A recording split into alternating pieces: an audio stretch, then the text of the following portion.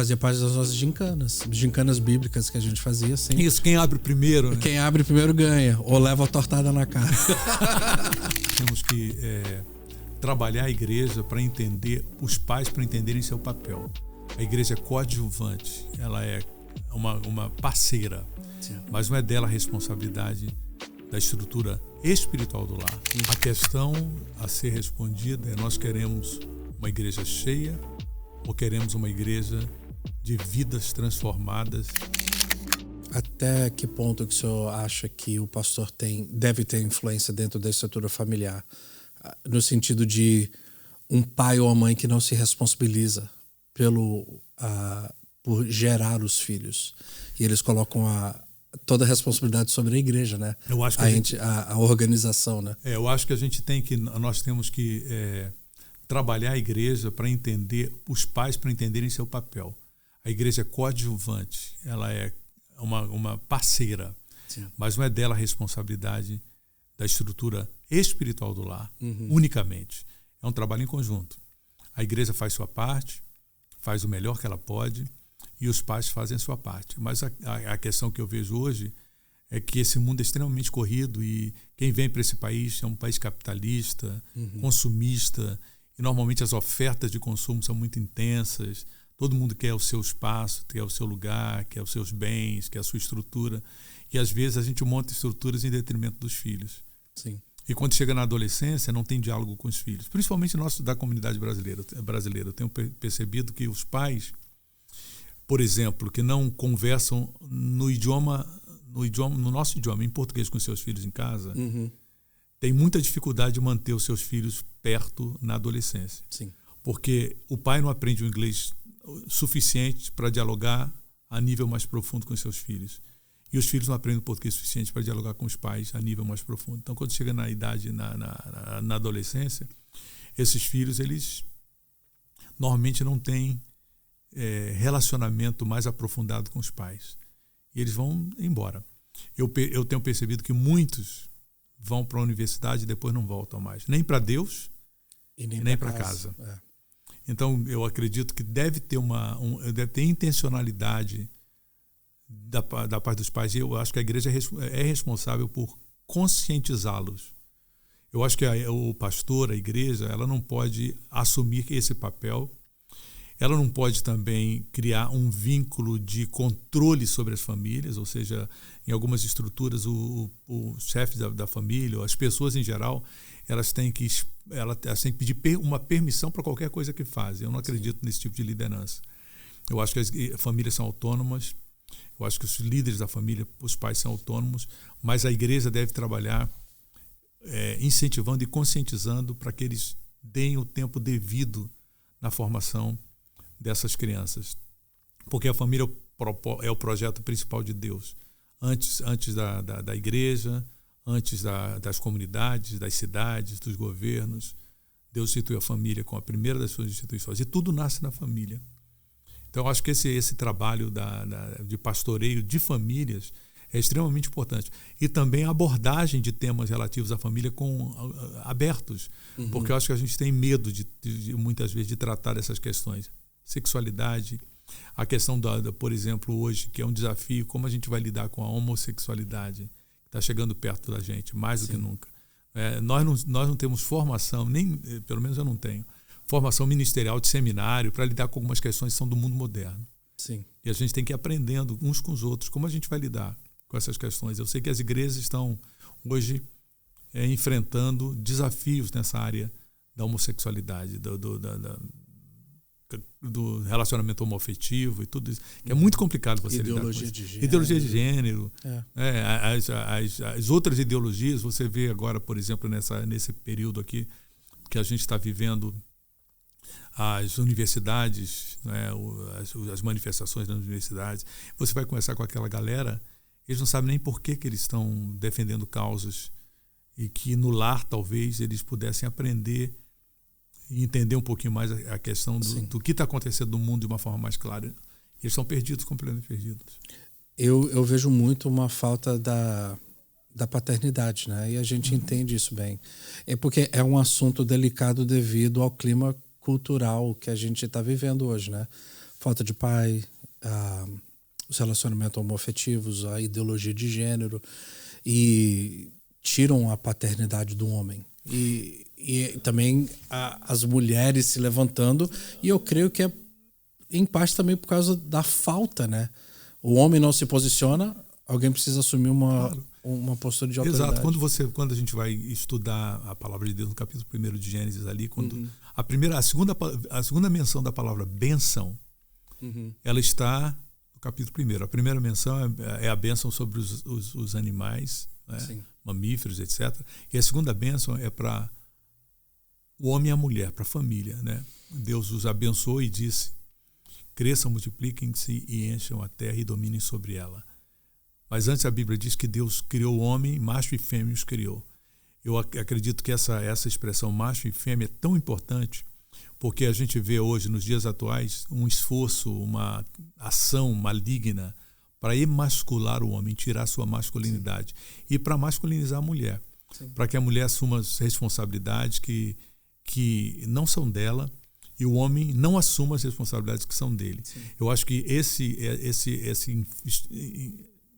impetuoso, eu diria que é uma impetuosa ação do inimigo, vem destruir tudo. Inclusive tem o potencial de destruir as famílias. Porque a gente fica em situação difícil para lidar com essas questões de falta de posicionamento do homem, paternidade, pais ausentes, pais distantes, pais em casa, mas que não se comunicam com seus filhos. Passivos, né? Altamente passivos. E eu não sei se você tem filhos. Tenho uma menina. Tem uma menina. Eu tenho 2 filhos, um filho de 35 anos, uma de 39 anos, que me deu 4 netos. Então, quer dizer, com os meus filhos eu já cumpri o meu dever. Hoje eu estou lá para assisti-los no que eles precisam, mas eles são criados no caminho do Senhor. Amém. Ambos são cristãos, meu filho é ministro de louvor da igreja. Eu sou grato a Deus. O que é isso? Só a palavra de Deus e graça de Deus sobre minha família. A graça de Deus derramada abundantemente. Mas eu tenho preocupação com os meus netos, né? Em função das ideologias que imperam no mundo hoje, que são contrárias aos princípios cristãos. Como a gente vai lidar com isso? Sim. A minha filha tem 8 anos. E de vez em quando ela conversa com a minha esposa e ela falou a respeito de um menininho na sala de aula dela que ela está gostando. E eu, como pai, eu fico assim, gente, que alegria, porque ela está gostando de menino. É verdade. Sabe? Porque nunca seria um argumento antes, não seria um ponto de preocupação de um pai nas décadas passadas. Se gosta de menino, se gosta de menina, né? Do sexo oposto, no caso. Hoje é uma questão que eu, pelo menos como pai, eu fico preocupado. E graças a Deus ela já demonstra, devido ao nosso ensino, devido a tudo. Identidades são construídas, a gente sabe disso. Os nossos filhos, eles têm a identidade formada com o relacionamento e com o ensino e com o trabalho que nós realizamos, né, na educação deles. Educação cristã, educação bíblica, nos princípios da palavra. Quando falta isso, porque os pais estão ausentes ou estão muito preocupados com as suas questões pessoais, e a gente constrói impérios e não constrói destinos. Exato. Você constrói... Tem gente que construiu impérios aqui nos Estados Unidos, construiu uma estrutura invejável, financeira, mas quando você olha para a família está destroçada, está destruída. Sim. Então eu acho que a nossa ênfase como pastores, como líderes, deve ser na conscientização de famílias, de pais, porque esse é o futuro. Sim. O futuro da igreja, o nosso futuro. Está aí. Se a gente perde a família, a gente perde tudo. A família que fracassou, é a igreja que fracassou, é o governo que fracassou, a estrutura social que fracassou. Tudo está na família, foi Deus que criou desse jeito.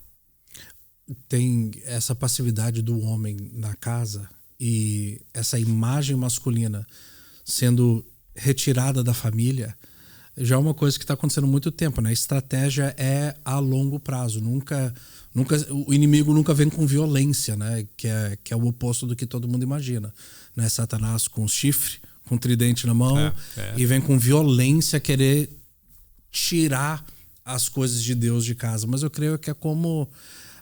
o trabalho dele é mais como se mata sapo, né? Você coloca na água fria, tá tudo tranquilo, e devagarzinho vai aumentando, devagarzinho vai tirando, e chega uma hora que você tá morto e nem viu que morreu. A Bíblia traz um princípio que esse princípio se aplica tanto para o bem quanto para o mal, que diz: treina o menino, ou ensina o menino no caminho que ele deve andar. Sim. E quando ficar velho, quando ficar crescido, não vai se desviar dele. Esse princípio é o princípio que se aplica ao bem ou ao mal. O inimigo já entendeu isso. Sim. E por isso o trabalho, como você disse, é a longo prazo, não tem pressa. É ir transformando a criança desde pequena.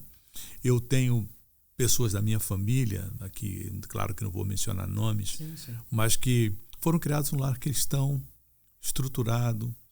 E quando chegou no período da universidade, eles foram totalmente indoutrinados. E, de repente, o menino ficou revoltado contra Deus, contra os princípios de Deus, defendendo toda sorte de ideologias que são contrárias àquilo que ele deve ter aprendido em casa. Sim. Então, é um desafio muito grande. O mundo moderno é muito complicado, muito difícil. A igreja precisa entender que as coisas mudaram. Meu avô foi pastor, como eu te disse. Ele para pastorear no mundo moderno, toda a estrutura de pastoreio dele teria que mudar. Meu pai também foi pastor durante 60 anos, mas no mundo atual ele quis mudar toda a sua estrutura de pastoreio, porque o mundo mudou. Mudou drasticamente, mudou rapidamente, está mudando e continua mudando intensamente e numa velocidade incrível. Tecnologicamente, do ponto de vista ideológico, o mundo está sofrendo uma mudança brutal. Qual seria uma solução para a passividade do homem dentro de casa? Instrução, conscientização.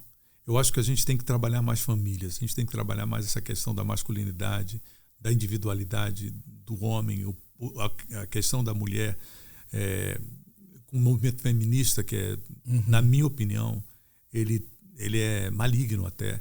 E eu vejo que, graças a Deus, existe o elemento maligno por trás disso, sim. Por trás disso, sim. Assim. Porque eu acho que, se não mudar essa estrutura, não existe uma vitória plena do mal. Então tem que se mudar a estrutura familiar. E essa é a estratégia que está sendo executada pelo nosso inimigo, né? A gente tem que entender, como disse Pedro, que nós temos um inimigo. Sede sóbrios e vigiai.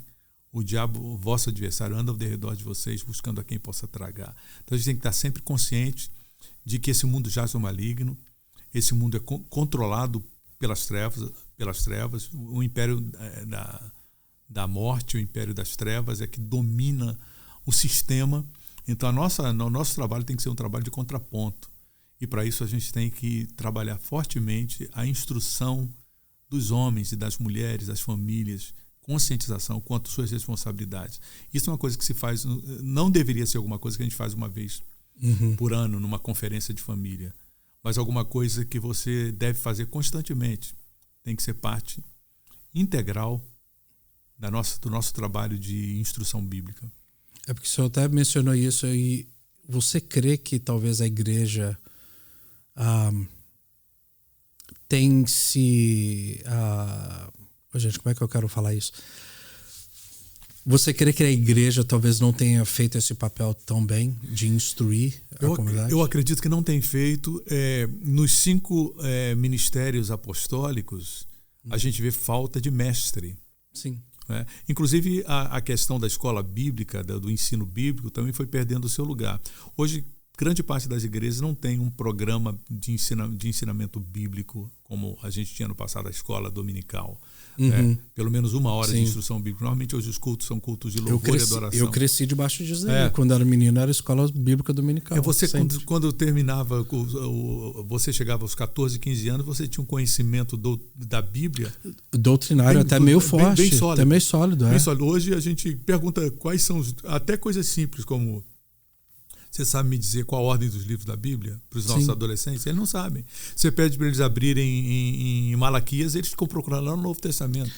Fazia parte das nossas gincanas bíblicas que a gente fazia sempre. Isso, quem abre primeiro. Né? Quem abre primeiro ganha, ou leva a tortada na cara. Verdade. Sim. Mas isso era um princípio extraordinário. Hoje os cultos de louvor são maravilhosos, a adoração, aquele ambiente gostoso de celebração, mas o ensino é uma deficiência, o ensino bíblico, o ensino da palavra é uma deficiência que nós temos hoje por falta do ministério de mestre. Sim. A gente não valoriza esse ministério. Eu acho que ele deveria ser valorizado. Sim. Os cultos de ensino bíblico nas igrejas são raros. Né? Não se fala mais nisso, de ensinamento bíblico. Ou você vai para um seminário, para quem tem uma aspiração ministerial, vai para um seminário, vai para uma escola bíblica para se aprofundar, ou então você fica bem raso quanto ao conhecimento da Bíblia.